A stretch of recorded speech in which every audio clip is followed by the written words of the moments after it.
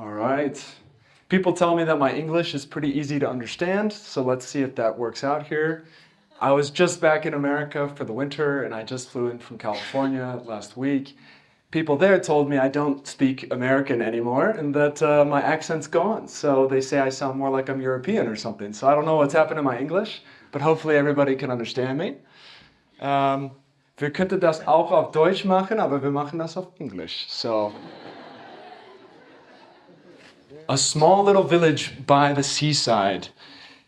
Lots of little fisher boats there, and we go to our protagonist of the story, the fisherman. The fisherman is there by the seaside. He's just doing his thing. He's catching some fish. He's having a good day. And on walks the businessman. The businessman comes and is there on vacation. He's watching the fisherman and he's curious about how it's going. And the fisherman comes in and he's caught all this fish. And the businessman says, wow, that's a lot of good fish. That's a great catch. How long did that take you? How many hours was this? And the fisherman says, well, it was probably just maybe 2-3 hours. It was good enough. I had a good time. It's all good now. And the businessman says, so what are you going to do with the rest of your day? That's a lot of free time. Don't you have more work to do? And he says, well, I'm going to spend the rest of my time having lunch with my family, go back and have a nice little meal with my family with the fresh catch. I'll take a nice little nap with my family, a little siesta. Maybe then I'll play some games with my kids and just have a nice day. Maybe I'll meet up with some friends later, make some music and maybe go on a walk and just talk about life. Then later in the evening, we'll all meet at the local pub and we'll have a nice meal and maybe dance until the stars come out, and that's life. And the businessman says, wow, that sounds okay, a little boring for me, but maybe I can help you improve your life. Maybe we can figure out a way to make your life more successful. Here's a plan. So, what if you fished a little bit more? You started to build up your fleet. Maybe you could add more people to your crew. Maybe you could add more ships. You could then start to catch more fish. You could sell more fish. The fisherman says, okay, that sounds not so bad. What comes next? So then he says, well, after a little while, you can leave this little town. You can go to a big city like New York or London. Imagine your life there. You could then start a bigger fishing business. In London or in New York, you could then open some sort of factory. You could get to canning the fish. You could do big quantities of fish. You could go worldwide. And the fisherman says, okay, it sounds like a bit of extra work that I'm not used to, but maybe it could be all right. Well, so what happens after that? Well, if you really want to go big time, then you got to put yourself on the stock exchange. You got to be selling stocks. You got to have ownership for your company. You can be a multi-million-dollar company at that point. And if you're lucky, you can start to open offices worldwide. You can have offices in every major city around the world. The fisherman says, well, okay, it sounds kind of cool, but what's after that? I mean, that's a lot of money. What am I going to do with all that money? Well, you could buy a few houses, right? You could have a big house in your home country. You could have a big house in Europe. You could be a king in your own big house. And after that, you'll have spent some years doing all this, so you can watch it all unfold in front of your eyes from your lovely, lovely mansion. And of course, at this point, the fisherman's saying, I'm not sure if this life is quite the one I want, but it sounds okay. But I guess at that point, what do you do once you reach that age? Well, if you're lucky, you can then sell your businesses, have a bunch of money. You can then buy a house in a nice little seaside village somewhere. There in your little seaside village, you can maybe go on walks, you can go fishing, you can take naps with your family, you can go out to dinner with your friends, you can make some music, and then, you're old and you die, and that's just how it goes. So at this point, of course, the fisherman knew that this was not the best deal that was being offered to him. And luckily, he was smart to avoid such an offer. But I think this, for me, is a bit of my story, as I don't know if I'm the fisherman or the businessman, or perhaps I was a businessman that is now back to being a fisherman. But I guess I learned a little bit of the cautionary tale of this. So this is perhaps the tale of another small little fisherman lad. Perhaps when you're young, you're a fisherman because you don't take life so seriously and things are pretty easy and pretty fun. So this is me as a little kid. And my family, as with many other Americans, came from Europe. These 4 or 5 different groups all came over on a boat at some point. Got on this boat. I don't know why you do that. You'd think you'd die in the 1800s getting on a boat, but they survived. And they came over en masse and settled the United States. A lot of us know how this story goes. My family went west, and I grew up in Arizona and California. And so since we're at a Journey Jam, I'll give you a little taste of where I grew up in these different places. Highly recommend traveling there, although it's a little expensive because America's really expensive. But come up to me afterwards if you want some travel tips, and I can help you get around these places. So this is Arizona, really classic, like Wild West cowboys sort of stuff. Really crazy sort of desert landscapes with the Grand Canyon. The Wave, this one's called the Wave in northern Arizona. Horseshoe Bend, Havasupai Falls. And so it's a very beautiful place. Different a little bit than California because Arizona is practically a desert, whereas California has a lot more nature similar to here. So Yosemite, then it also has Death Valley, the hottest one. I think the record of hottest place on the planet is in Death Valley, often in the summer at like, I don't even know, 55 degrees Celsius or something like that. San Francisco and Silicon Valley and the San Francisco Bay with Oakland, the coast, the beaches, very Mediterranean style climate and temperature. And I lived in San Francisco for many years, and that's kind of now where I call home back in America. This is LA, home of Hollywood, Disneyland, all these places. And then it's pretty crazy because it doesn't happen very often, but you can, and this last winter it did, you can get snow in the mountains. And then right at the beach, you can get a picture like this. And you can go surfing and skiing all in one day. So this is my family, my dad, my mom, my brother. And this is, basically growing up in America. So what did it look like? So fairly simple, and I don't think this looks terribly different than maybe what life can look like in Europe. Certainly we look similar. Not bad, growing up in the 90s with Mario and having a pretty good time with all sorts of new video games, new technology. Going to high school, classic like High School Musical stuff on the basketball team. And it wasn't that nice, and we did not have lockers, no lockers allowed. Graduating from high school, and when I went to university, my parents said very clearly, you need to do well. The world is not such an easy place. There's a lot of competition out there, and if you want to get a good job and if you want to have a good life, you need to do well in school. So I took this very seriously, studied really hard, and I actually did really pretty well. I was at the top of my class, and I got all sorts of awards, and I studied basically computers and IT. And in classic American fashion, we did our graduation ceremony in a multi-thousand person basketball stadium with fireworks, everything to the extremes, just to be stereotypical. And my name was up on the highlight screen in the middle, and I was sitting on the stage in the front because I had done really well in school and taken the tests well. And so it was somehow a fairly classic, good American dream. Good family, good situations, good education. You had all your needs taken care of. And so everything went pretty well, and I got a good job. Everything was going well as planned. San Francisco, and this is one of the richest, most expensive places, at least in the country. I was working there doing consulting and tech stuff and big buildings and all sorts of this stuff. Worked in projects at all the big tech companies like Google and Apple and Facebook and Microsoft, and got a good look behind the scenes of all these companies, which slowly turned me off from a lot of it. But life in San Francisco and life in California was pretty nice and pretty good, and it looks very glamorous, similar to New York. And so you kind of are in this strange position of thinking, this is really cool and really beautiful.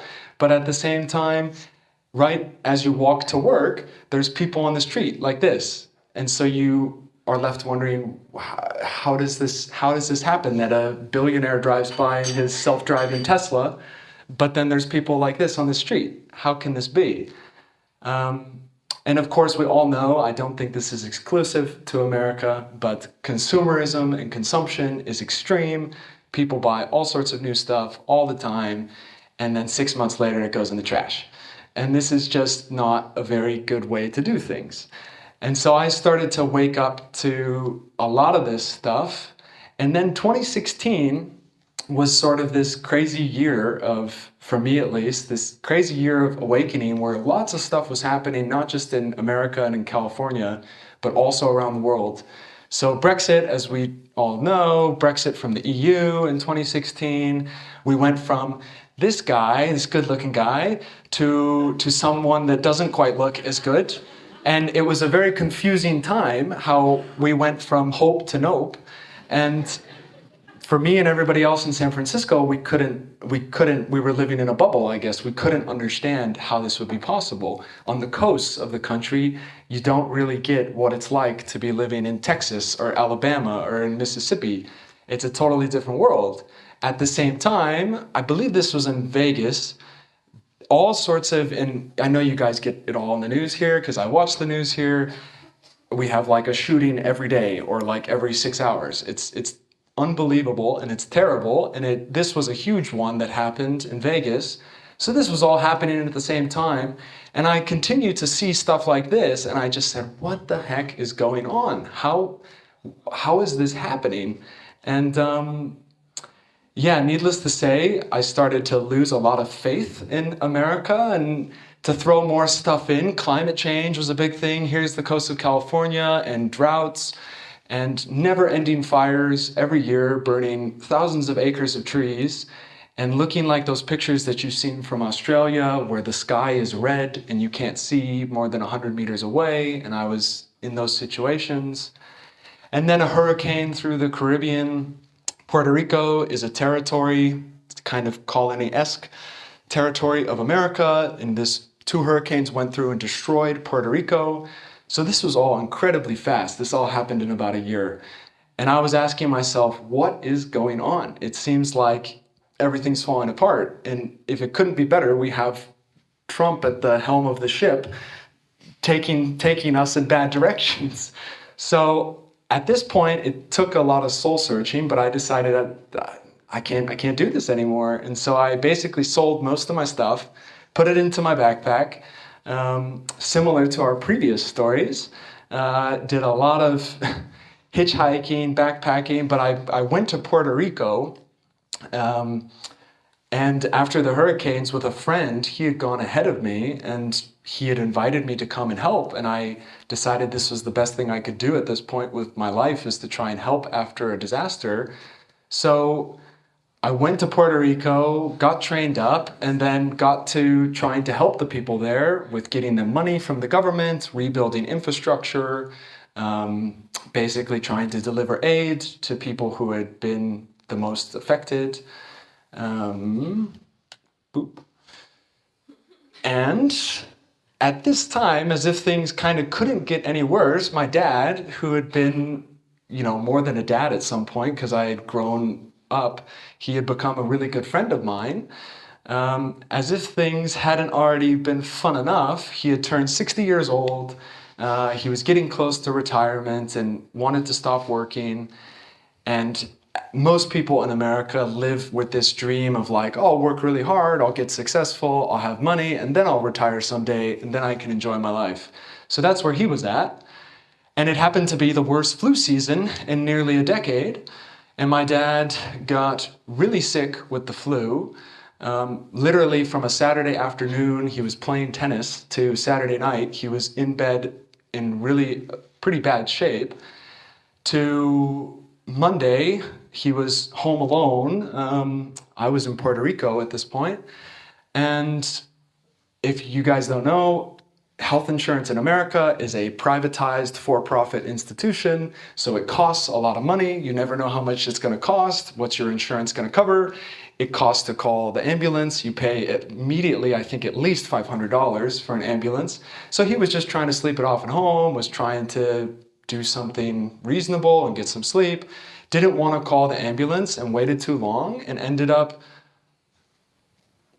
passing away at 60 years old from a simple flu in the richest country on the planet.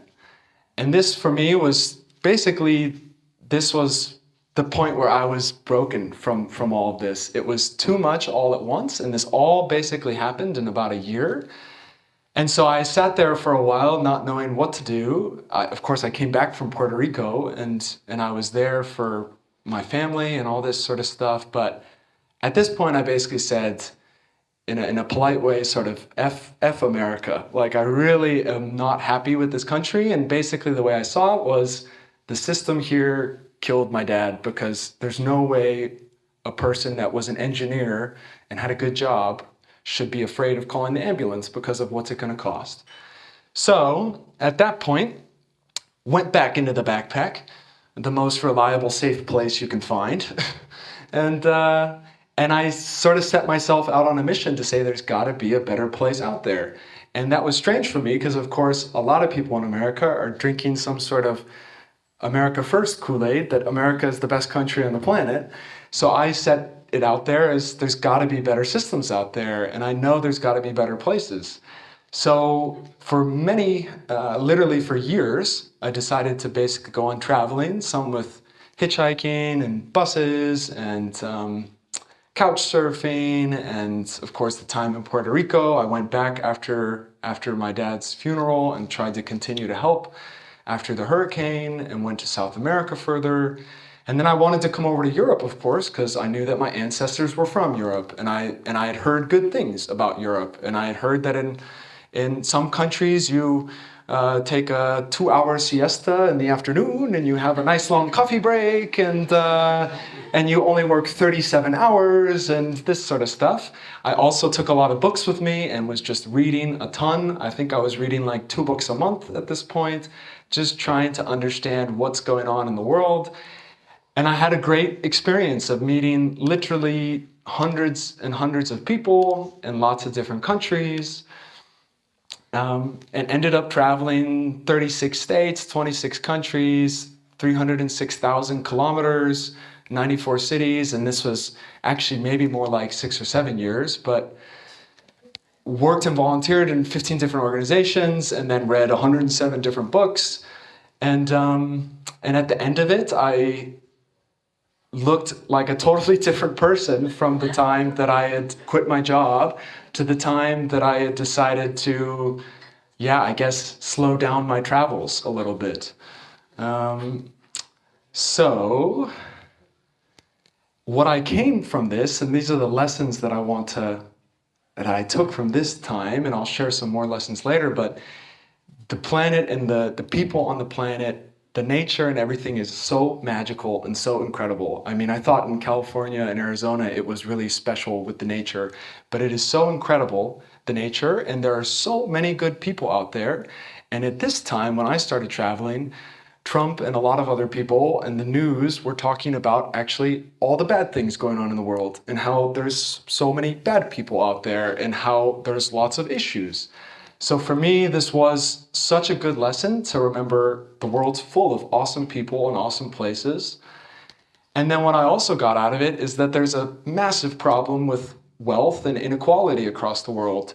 Of course, Europe has quite a few very rich and wealthy countries too.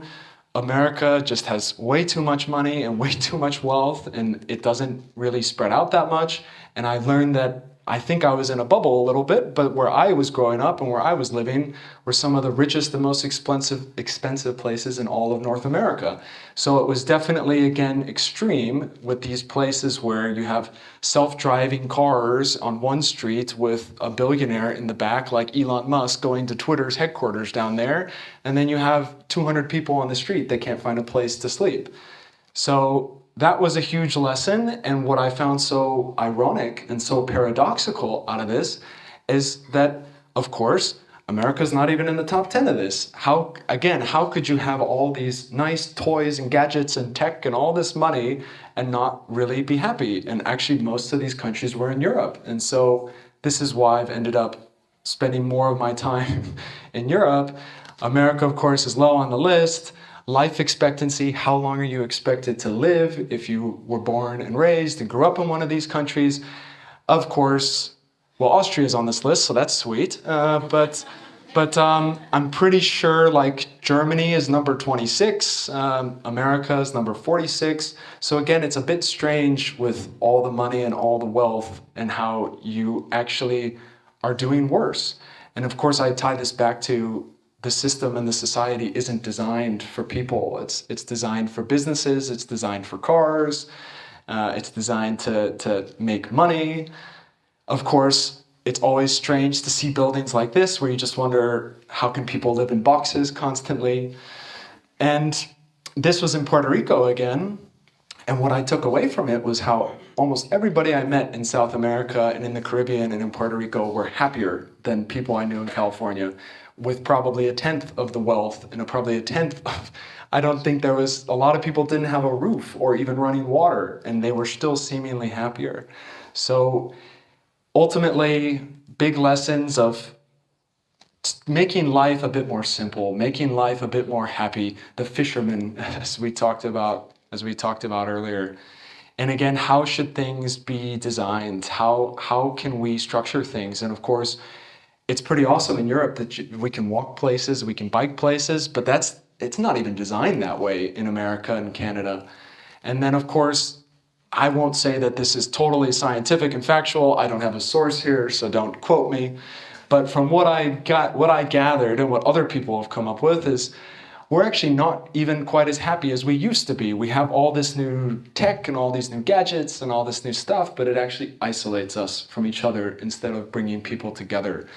And of course, as we know, a lot of this stuff just ends up in the trash. So one big lesson, less is more, sharing is caring. This is so often so true from all the people that I met. And then a couple positive things that I ended up taking away, because like I said, I wasn't a huge fan of America anymore. But what I kind of recognized was how cool it was that so many different people from so many different countries could come together in one place and relatively in peace live there together. And ultimately, it's incredible how much space there is in America. You can drive for hours and hours and not see another person. And of course, yeah, some technology is a little too much, but it's also incredible the stuff that has been developed and has come out of there. So I've kind of started to come around to, well, not everything's so bad in America, but there's also this thing, which I think is incredibly important. And I see this as something that is still a bit of a struggle over here sometimes, is what's really being tolerated and what's really being accepted. And going back there, I still find it incredible that I can be with friends and in groups where perhaps I'm the only white person and everybody's getting along and everybody's understanding each other, and people have different languages and different religions. So this leads me to where I am today. And obviously that is Innsbruck. Innsbruck is not a very bad place. It's quite nice here and it's quite beautiful. And I try to get around and still do some travel, but try to share this message, try to spread a message about the system and about how we have to.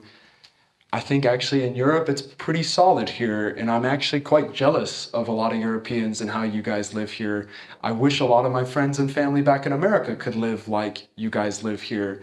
And that's America, right? That's actually not supposed to be that bad. But life can be pretty good if we make it that way. And so that's a big message of just, we have a beautiful planet.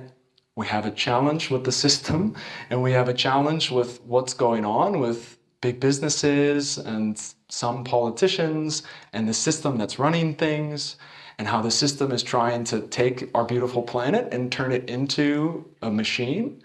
And we also have a big problem with inequality. And I think Europe is doing a quite good job, from my experience, with leading the way and showing that people have power. And I hear it with the strikes in here, Germany, Austria, and in France. It's pretty impressive what people are able to do, and I try to express this to people back in America to get out, to protest more, to be more active, and I try to do this as much as I can as well. And ultimately, we all have something to learn from each other. There's so many different countries on the planet, and I think Europe's doing some awesome things. A lot of other countries are doing some awesome things. America is doing some interesting things. And if we would cooperate and instead of compete with each other, we could actually be in a much better way. And that's the only future that we have. This is another thing that I think Europe does in a great way. And I really wish that this could come back for America. So ultimately, main message, be the change that you want to see out in the world. Ultimately, a cautionary tale for Europe. You guys are doing great in a lot of ways. Don't screw it up. We need good role models. And let's create fairness and equality out there. And be the fisherman, not the businessman.